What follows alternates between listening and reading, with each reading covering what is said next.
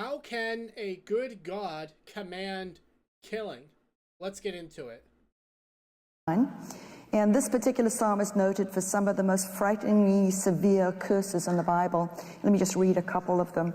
It says, "Let there be none to extend mercy unto him, neither let there be any to favor his fatherless children." And the psalm goes on to say, "Let his prosperity be cut off, and in the generation following let their name be blotted out." We can also, of course, turn not only to Psalm 109, but so the books of, Exodus and Deuteronomy, where we have God's commandment to genocide in the invasion of Canaan, and the permission of his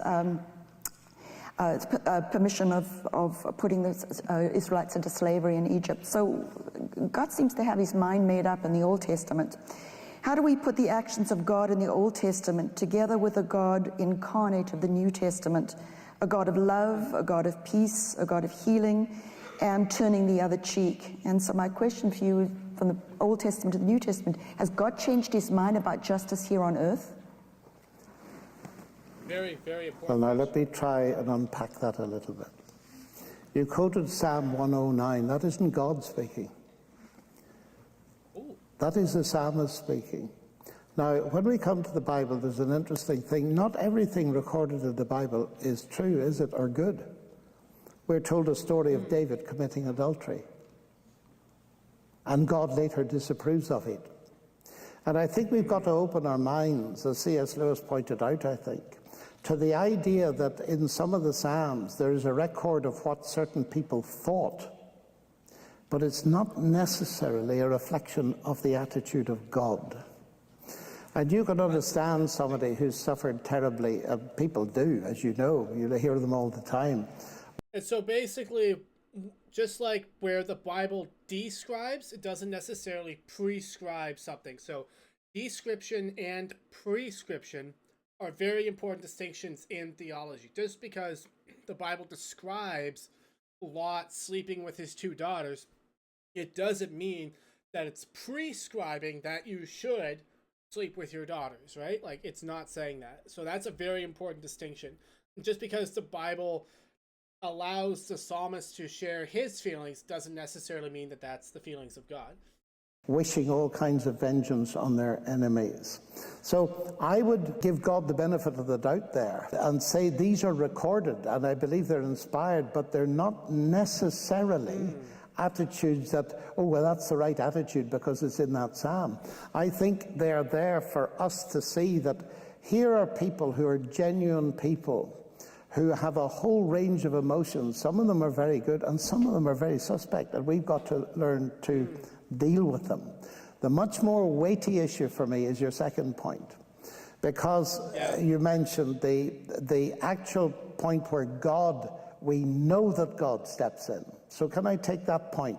Because I think it's the more substantive one. It comes up all the time, that you have in Deuteronomy the command to go into Canaan, to Joshua, and wipe everybody out. Mm-hmm. You see. And people say, but this is ethnic cleansing, this is genocide, and this is God behind it. Mm-hmm. Now, I take that very... This for me is probably one of the most difficult questions for me as a Christian to answer, which is why I have recently gotten the book, Did God Really Command Genocide? I'm going to go through this and I'm going to be sharing it with you guys. And so if this is the kind of stuff that you're into and you want to be able to give a good account of why you're a Christian, I recommend you subscribe so that we can share this with more and more people. Let's keep going. Seriously, and my response very briefly is this. Number one, this event is described in a book, not an obscure book of the Bible, but a book that defines the very morality with which we criticize it. That is very striking. The laws of humanitarian war, the first ones in history, are in the same book, Deuteronomy. And as Lord Sachs, our former chief rabbi, pointed out, he said they're very humanitarian. Spare the women and children, spare the trees, and so on. Seek peace before you do war. They're all in the very book that describes this event.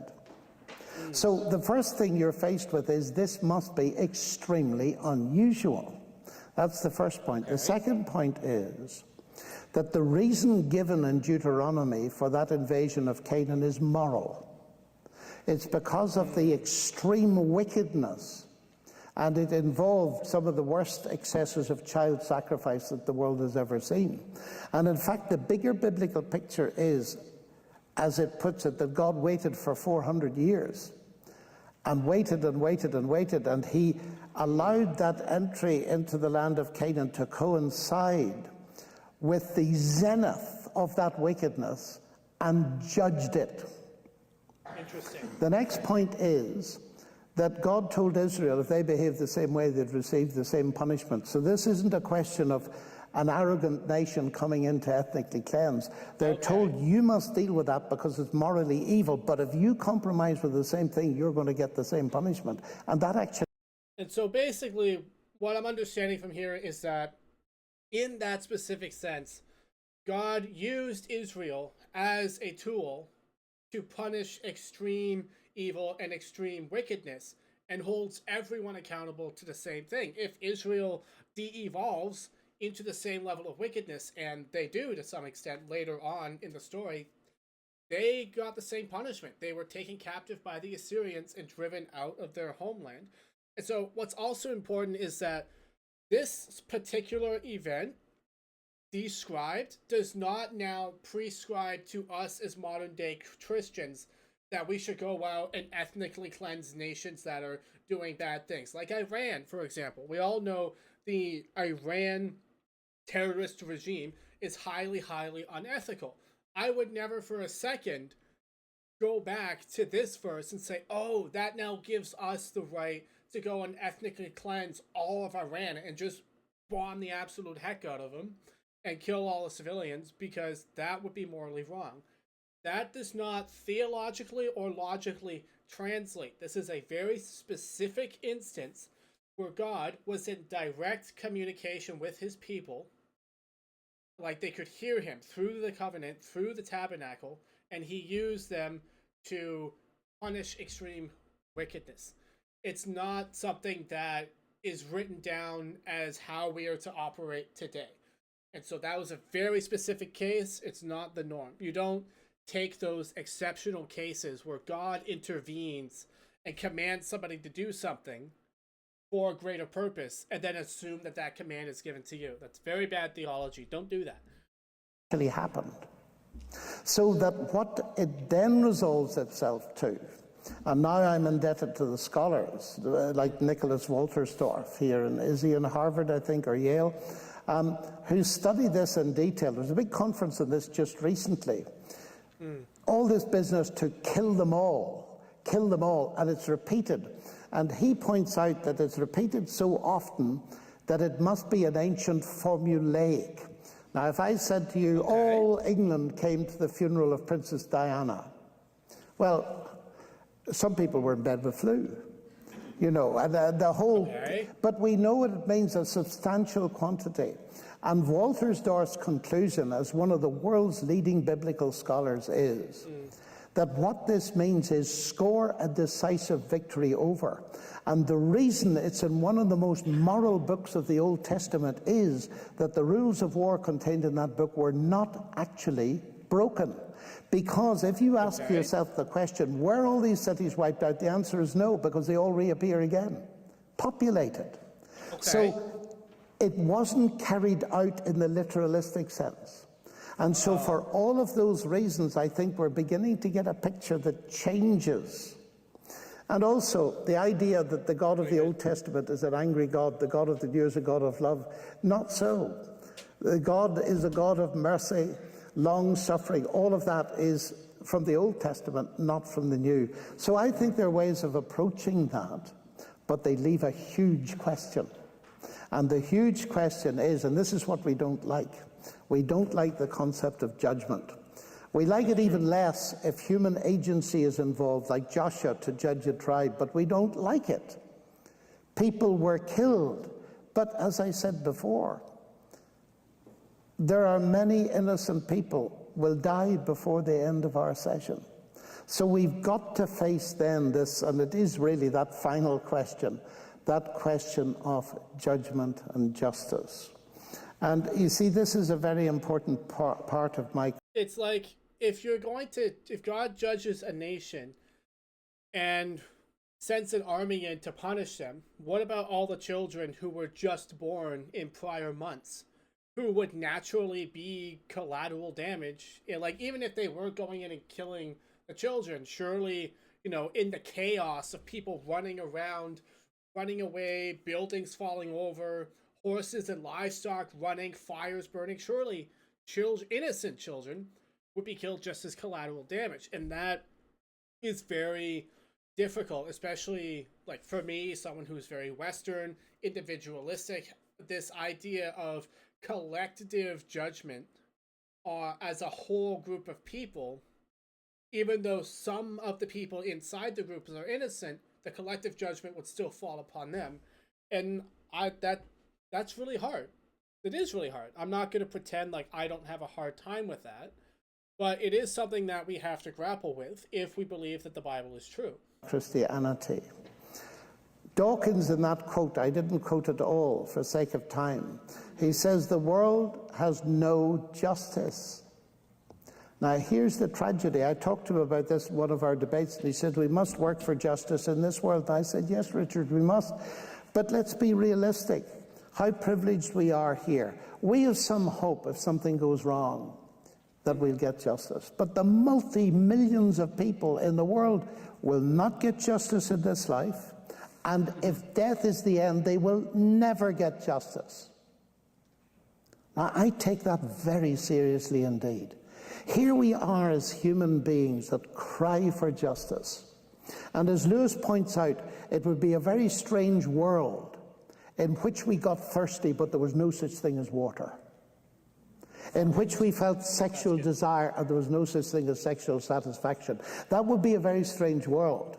And it would be a very strange world if we cry for justice, and justice is a huge concept in our society, and yet we adhere to a philosophy that denies it ultimately. There's no ultimate justice. So in the end, the terrorist who destroys you, your family, and maybe part of your nation, then shoots himself at the end, gets away with it. That seems to me to contradict every basic thing that constitutes us as humans. And what the Bible says is there will be a final judgment. And that's announced as a wonderful thing to be greeted, that God will judge the world, because the person he's going to judge the world through is the same person that suffered on the cross and rose again. And that's where I bring all this together, that I believe, let me put it very provocatively, I believe that if we could see what God has done with people who suffered innocently and so on, we would just be silent and have no more questions. Because if there is a God of love, as I believe there is, who's like Jesus Christ, I believe he will compensate in a way that will leave us all with nothing more to say.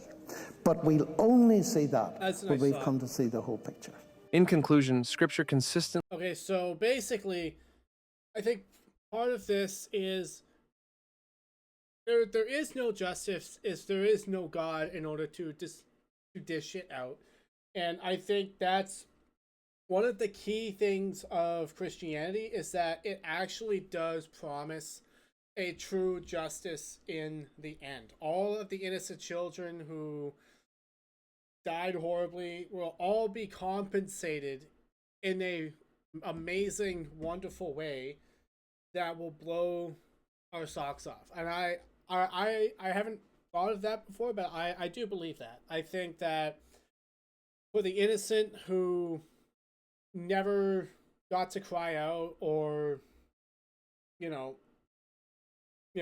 it's hard to say, but I think God will make everything right in the end. He has the power to do that, and I think fair compensation will be given out to every single soul that has put their faith in him or died before they were old enough to do so. That's my thoughts on that. Thank you guys for being here. If you made it this far, hit the subscribe button. We need more YouTube channels discussing, religion, faith, and helping young men grow to embrace their masculinity and live a life that's pleasing to God. And that's what we do here. So hit the subscribe button, and I'll see you in this video over here. Cheers.